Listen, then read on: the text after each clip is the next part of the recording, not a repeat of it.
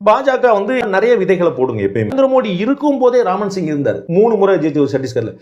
நரேந்திர மோடி இருக்கும் போதே 3 முறை ஜெயிச்ச சிவராஜ் சிங் சௌஹான் இருந்தார். அப்படியே அவங்க வேற வேற விதை போட்டுக்கிட்டே இருப்பாங்க. ஒண்ணு ஒருதா தேவேந்திர பட்னாவிஸ் இவருடைய ஏஜ்ல இருந்து ஒரு 4 வயசு மூத்தவர் மகாராஷ்டிராவுடைய முதலமைச்சராகவே இருந்துட்டார்.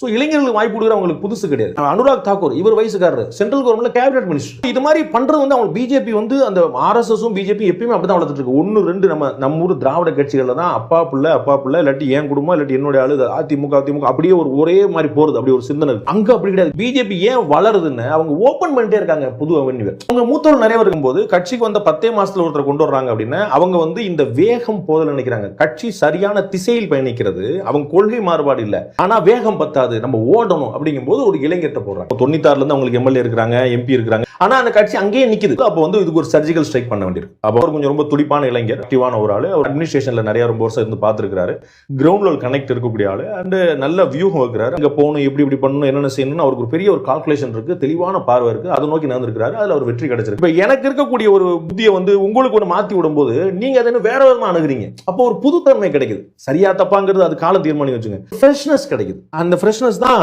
திரு அண்ணாமலை.